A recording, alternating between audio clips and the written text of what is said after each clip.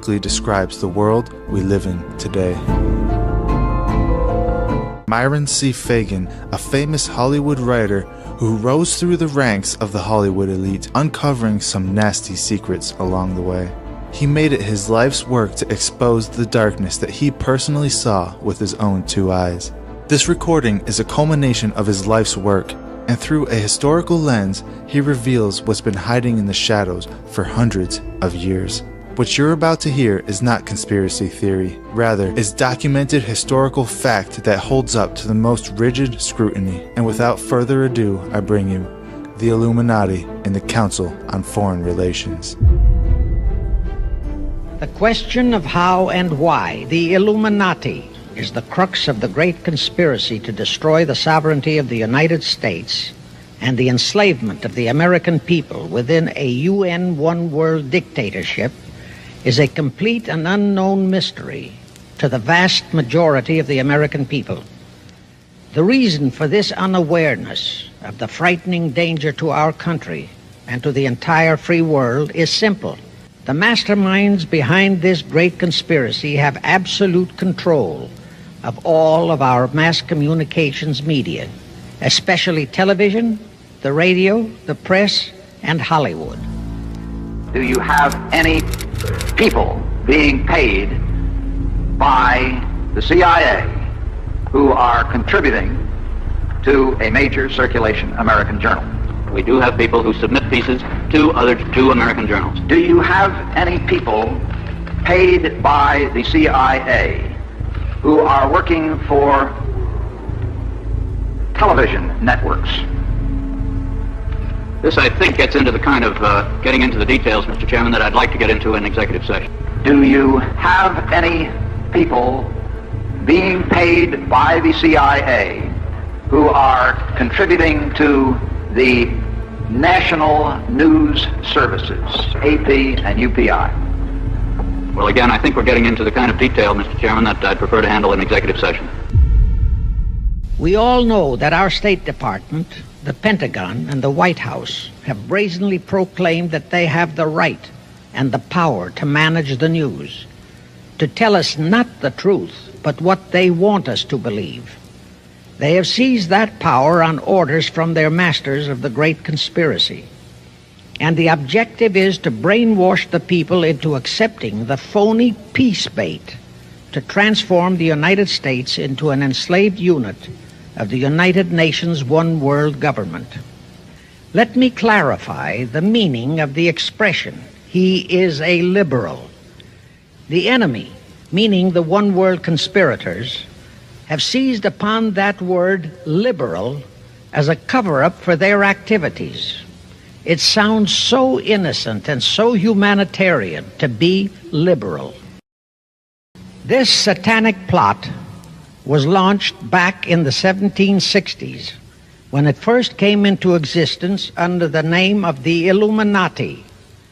This Illuminati was organized by one Adam Weishaupt, born a Jew, who was converted to Catholicism and became a Catholic priest, and then, at the behest of the then newly organized House of Rothschild, defected and organized the Illuminati. Naturally, the Rothschilds financed that operation. And every war since then, beginning with the French Revolution, has been promoted by the Illuminati, operating under various names and guises. I say under various names and guises because after the Illuminati was exposed and became too notorious, Weishaupt and his co-conspirators began to operate under various other names. In the United States, immediately after World War I, they set up what they called the Council on Foreign Relations, commonly referred to as the CFR. And this CFR is actually the Illuminati in the United States. Perhaps the most vital directive in Weishaupt's plan was to obtain absolute control of the press, at that time the only mass communications media, to distribute information to the public, so that all news and information could be slanted, so that the masses could be convinced that a one-world government is the only solution to our many and varied problems. Now do you know who owns and controls our mass communications media? I'll tell you, practically all the movie lots in Hollywood is owned by the Lehmans, Kuhn Loeb and Company, Goldman Sachs, and other internationalist bankers. All the national radio and TV channels in the nation are owned and controlled by those same internationalist bankers. The same is true of every chain of metropolitan newspapers and magazines, also of the press wire services, such as Associated Press, United Press International, etc. The supposed heads of all those media are merely the fronts for the internationalist bankers, who in turn compose the hierarchy of the CFR, today's Illuminati in America. Now can you understand why the Pentagon's press agent Sylvester so brazenly proclaimed that the government has the right to lie to the people? What he really meant was that our CFR-controlled government had the power to lie to and be believed by the brainwashed American people. And let's again go back to the first days of the Illuminati. In 1785, the Bavarian government outlawed the Illuminati and closed the lodges of the Grand Orient. In 1786, they published all the details of the conspiracy. The English title of that publication is The Original Writings of the Order and Sect of the Illuminati. Copies of the entire conspiracy were sent to all the heads of church and state in Europe. But the power of the Illuminati, which was actually the power of the Rothschilds, was so great that this warning was ignored. Nevertheless, Illuminati became a dirty word, and it went underground. At the same time, Weishaupt ordered Illuminists to infiltrate into the lodges of Blue Masonry and form their own secret societies within all secret societies. Only Masons who proved themselves internationalists and those whose conduct proved they had defected from God were initiated into the Illuminati. Thenceforth, the conspirators donned the cloak of philanthropy and humanitarianism to conceal their revolutionary and subversive activities, and that all that secrecy emphasizes the power of the masterminds of the Illuminati to prevent such terrible events of history from being taught in our schools. In 1834, the Italian revolutionary leader Giuseppe Mazzini was selected by the Illuminati to direct their revolutionary program throughout the world. He served in that capacity until he died in 1872. But some years before he died, Mazzini had enticed an American general named Albert Pike into the Illuminati. Pike was fascinated by the idea of a one-world government, and ultimately he became the head of this Luciferian conspiracy. Between 1859 and 1871, Pike, worked out a military blueprint for 3 world wars and various revolutions throughout the world, which he considered would forward the conspiracy to its final stage in the 20th century. Again, I remind that these conspirators were never concerned with immediate success. They always operated on a long-range view. Pike did most of his work in his home in Little Rock, Arkansas. But a few years later, when the Illuminati's lodges of the Grand Orient became suspect and repudiated because of Mazzini's revolutionary activities in Europe, Pike organized what he called the New and Reformed Palladian Rite. He set up 3 supreme councils, one in Charleston, South Carolina, one in Rome, Italy, and the 3rd in Berlin, Germany. He had Mazzini establish 23 subordinate councils in strategic locations throughout the world. These have been the secret headquarters of the world revolutionary movement ever since. Long before Marconi invented radio, The scientists in the Illuminati had found the means for Pike and the heads of his councils to communicate secretly. It was the discovery of that secret that enabled intelligence officers to understand how apparently unrelated incidents, one such as the assassination of an Austrian prince at Sarajevo, took place simultaneously throughout the world, which developed into a war or a revolution. Pike's plan was as simple as it has proved effective. It called for communism, Nazism, political Zionism, and other international movements be organized and used to foment 3 global world wars and at least 2 major revolutions. The First World War was to be fought so as to enable the Illuminati to destroy Tsarism in Russia, as vowed by Rothschild after the Tsar had torpedoed his scheme at the Congress in Vienna, and to transform Russia into a stronghold of atheistic communism. The differences stirred up by agents of the Illuminati between the British and German empires were to be used to foment this war. After the war would be ended, communism was to be built up and used to destroy other governments and weaken religions. World War II, when and if necessary, was to be fomented by using the controversies between fascists and political Zionists. During this World War II, international communism was to be built up until it equaled in strength that of united Christendom. When it reached that point, it was to be contained and kept in check until required for the final social cataclysm. As we know now, Roosevelt, Churchill, and Stalin put that exact policy into effect, and Truman, Eisenhower, Kennedy, and Johnson continued that same exact policy.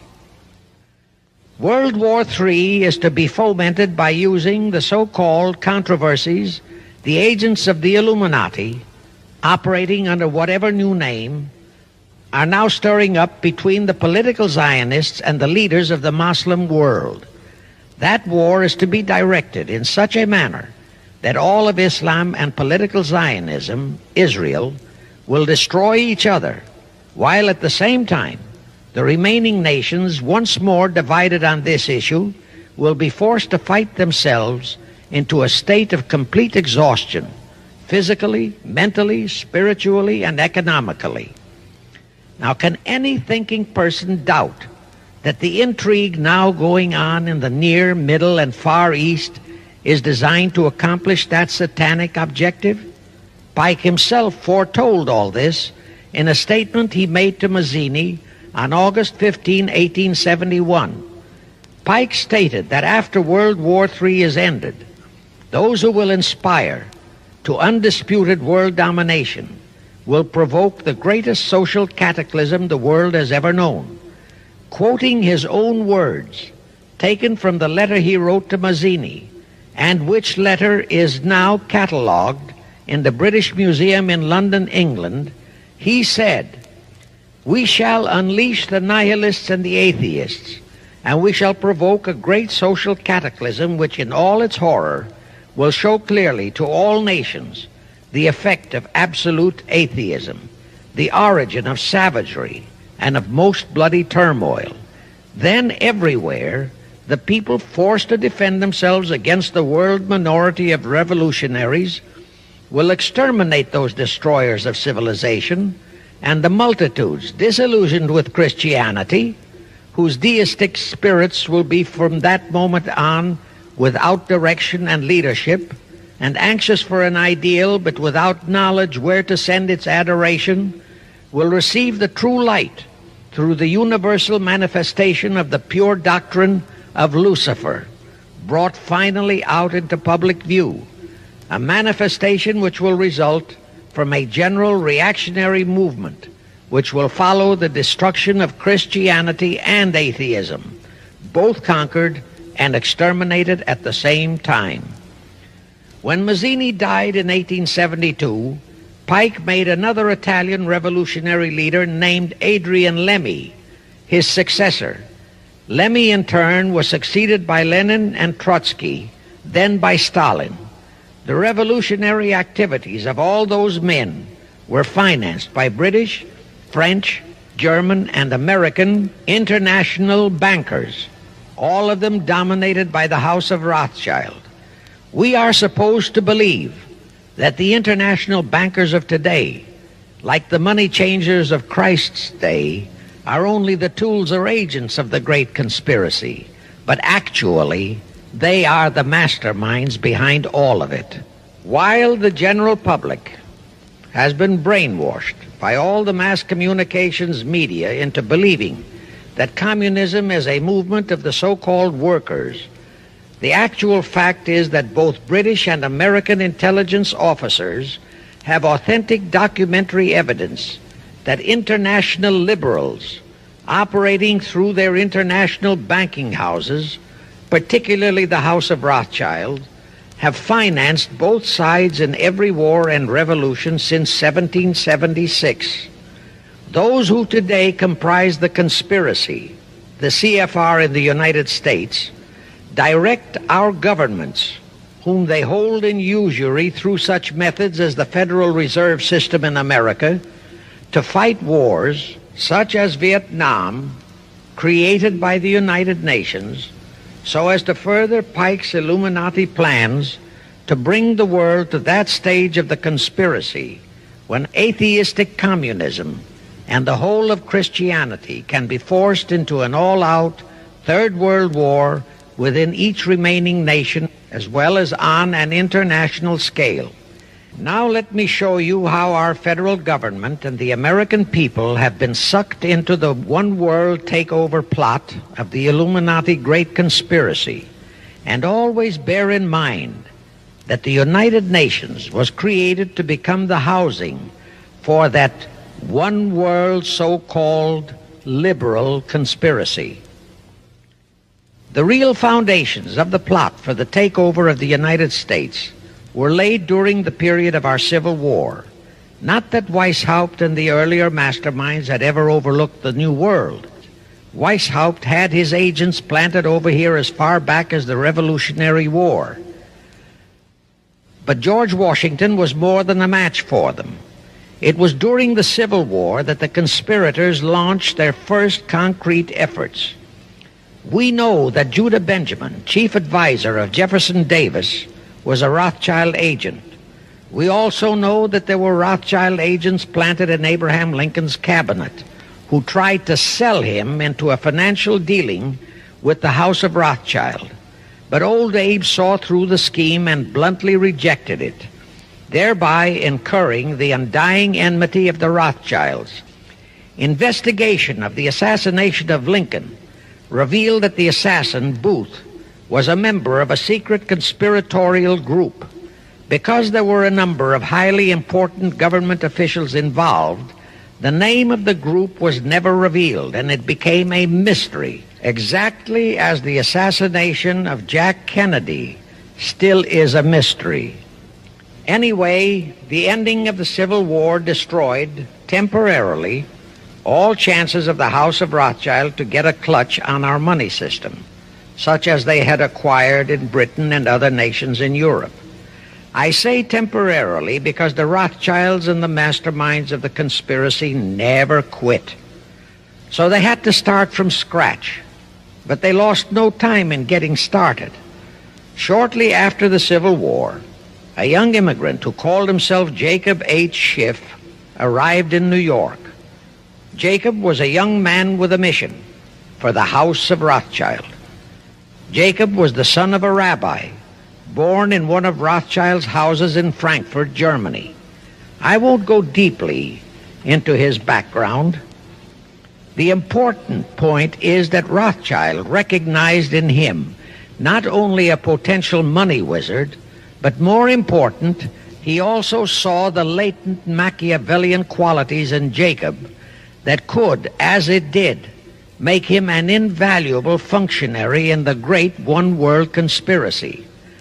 After a comparatively brief training period in the Rothschilds' London bank, Jacob left for America with instructions to buy into a banking house, which was to be the springboard to acquire control of the money system of the United States. Actually, Jacob came here to carry out 4 specific assignments. Number 1, and most important, was to acquire control of America's money system. Number 2, find desirable men who, for a price, would be willing to serve as stooges for the great conspiracy and promote them into high places in our federal government, our Congress, in the U.S. Supreme Court, and all federal agencies. Number 3, create minority group strife throughout the nations, particularly between whites and blacks. Number 4, create a movement to destroy religion in the United States, but Christianity to be the chief target. The headquarters of the great conspiracy in the late 1700s was in Frankfurt, Germany, where the House of Rothschild had been established by Mayer Anschelm, who adopted the Rothschild name and linked together other international financiers who had literally sold their souls to the devil. After the Bavarian government's exposure in 1786, the conspirators moved their headquarters to Switzerland, then to London. Since World War II, after Jacob Schiff, the Rothschilds' boy in America, died, the headquarters of the American branch has been in the Harold Pratt Building, New York, and the Rockefellers, originally protégés of Schiff, have taken over the manipulation of finances in America for the Illuminati.